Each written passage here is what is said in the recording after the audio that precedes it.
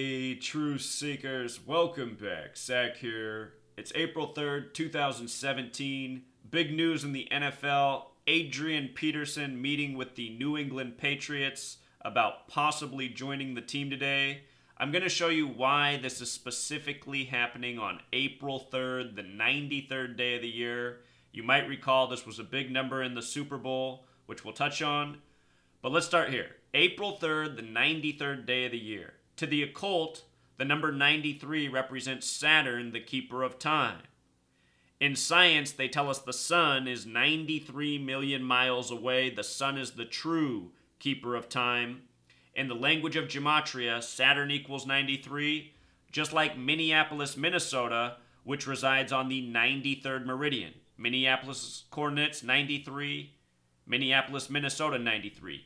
Very special number. Here we are, the star of the Minneapolis team, visiting with the Patriots on the 93rd day of the year. And that's not all. The name Peterson has gematria of 112. Adrian Peterson resides outside of Houston, where the Patriots just won the Super Bowl. Peterson, Houston, and Super Bowl all have gematria of 112. Next year, I should show you this, the Minnesota Vikings are hosting Super Bowl 52, and Minnesota has gematria 52. If you missed my work on the death of Denny Green last year, he died 52 days before the start of the Vikings season. That was last year. Denny Green died July 21st, 2016, the night before they opened the new U.S. Bank Stadium that will host Super Bowl 52. His death 52 days before the Vikings' first game of last season with the new stadium that is again hosting this year. The 38 is also significant. The name of the stadium is U.S. Bank Stadium, which sums to 38. 38 connects to death, fitting for Denny Green to die the night before it opened, by the numbers. Go back and see my work on his death. There's a whole lot more to the story. Anyhow, from the date the Patriots won the Super Bowl in Houston to today's news is 57 days. And remember, 57 is our sports championship number. Last year, the Patriots were in their 57th season. If you write out 57, it sums to 131, just like Super Bowl, just like championship. World Series has the gematria of 57, so does NBA Finals. Last year, the Cavs won 57 games in the regular season before winning the championship. Last year in the men's college basketball tournament, Villanova got their all-time 57th tournament win, winning the championship. 57, so relevant. Patriots won the Super Bowl in their 57th season. This news coming 57 days after Super Bowl 51, the off-season before Super Bowl 52 in Minnesota. Adrian Peterson's born March 21st. From his birthday to today is 13 days later. If you write out 13, it sums to 99 like New England. Just a little parallel. The point to understand is this is no coincidence. This is what scripted sports is by the numbers. It ranges from the off-season stories to the scores you see each week. Everything about the NFL and professional sports is mapped out, planned ahead, and executed by a numerological code. These people are athletic actors. It's all theater. There's nothing legitimate about the NFL's competition. There is no competition. It's all theater. It's why a half talent like Tom Brady can be the face of the league. It's such a joke. You know, you had Michael Vick retiring before Super Bowl 51. Michael Vick 51. Michael Vick is a million times better quarterback than Tom Brady. If the NFL was legit, Michael Vick probably would have won every Super Bowl in the time he was healthy. So anyway, the Super Bowl this past year with regards to 93. Remember, Tom Brady was 39, the reflection of 93. The game, it had an NFL record in play disparity. The Patriots ran 93 plays to the Falcons' 46, a difference of 47. We were talking about how 93 represents Saturn, the keeper of time. Time has gematria 47. The first NFL season of the Super Bowl was the 47th season of the NFL. Foundation has gematria 47. The Freemasons have the 47th problem of Euclid. Interesting that Foundation's also 52 in light of Super Bowl 52 upcoming. But anyway, 93 plays in NRG Stadium. Before the season began, I said why it was all about 39 and 93. NRG construction began on March 9th. That stadium that hosted Super Bowl 51 where the Patriots ran 93 plays, March 9th, in most parts of the world is written 9/3, and the U.S. we write it 3/9. But this is what it is, a big rig show by the numbers, overpaid athletic assholes selling out the masses, selling out the working men who have to slave, a month just to buy a ticket to the game. Any man who wants to take his family to the game, a family of 4, it costs as much as most men make in a month, a half a month. It's a joke. All to watch a rigged performance. And these people don't know better.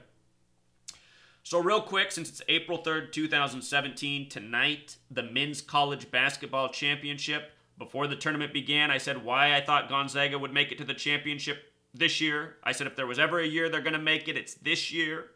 I also said I expected big representation from the Carolinas in college basketball in the championship. South Carolina won for the women, getting their 33rd win of the season. North Carolina can do the same tonight, defeating Gonzaga. If you missed the work I've done, I've showed how it's all synced up with Michael Jordan, a million other things tonight's championship. Michael Jordan used to play at UNC. Anyway, just caught some more interesting information. The big man for Gonzaga, the big mountain man, I've never seen a basketball player that looks like him. He was born in 93 on the date November 8th. And as I explained, this men's tournament, it was going to be all about Donald Trump. Donald Trump won huge in the primaries in the Carolinas. That's why I said there'd be Carolina representation. And Donald Trump's a Jesuit. Gonzaga's a Jesuit school. Why I thought Gonzaga as a 1 seed could make it this year. So look at this. The Jesuit school has this big man. He's born on November 8th, which is the day Donald Trump had his selection as president. Our elections are as rigged as the sports. It's Freemasonry running the whole show, duping the masses. We the masses aren't to know. We've been lied to our whole lives about everything. Anyway, this man's birthday, November 8th, it's so interesting that his full birth name also sums to 118. What really blew my mind is reading this article about how he is the all-time winningest player in NCAA history. I didn't know this until just about an hour ago. With his win in the Final Four in Glendale on the 33rd parallel, he got his 137th win all-time. NCAA record. If he won tonight, if Gonzaga upset North Carolina tonight, it's possible that could happen. That'd be a big Jesuit tribute. It would be the Jesuits in the Carolinas. But I don't think that's going to happen. I think North Carolina's going to win this game. I think it's all about 93, Dean Smith, North Carolina winning in 93, Jordan three-peating in 93, his father dying after he three-peated. All the things we've been talking about. 93, always relevant. Dean Smith, the old coach of North Carolina, equals 93. Anyhow, this man, if he won tonight, he would get his 138th career win. Sorry, the screen just glitched there in case it froze and it didn't record. What I was just saying is if this big man for Gonzaga wins tonight, he's going to get his 138th career win. How interesting is it that Donald Trump equals 138? Donald Trump, the Jesuit school, Gonzaga. Federal also has the gematria of 138. Donald Trump, the face of the federal executive branch. Then again, if Gonzaga lost tonight, it would make a lot of sense too, with him stuck at a record 137 wins. 137 like Washington, D.C., like Authority, plus a whole lot more things in D.C. are 137. If I'm not mistaken, even the word president, oh no, that's not it, it's government. Government also 137.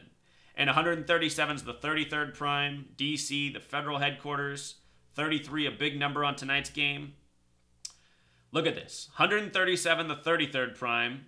He just got his 137th win in Glendale in the Final Four. Glendale 33 on the 33rd parallel. With all this 33, if UNC wins tonight, they'll get their 33rd win, just like the lady team from South Carolina did last night. And why that matters is this year, 2017, it's the 33rd year of March Madness. The men's tournament began in 1939.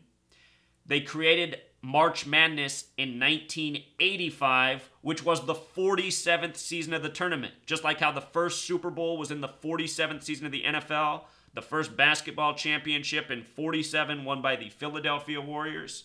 Anyway, this is the 33rd March Madness. The first was 1985, so that means here we are 32 years later, but don't forget to count 1985.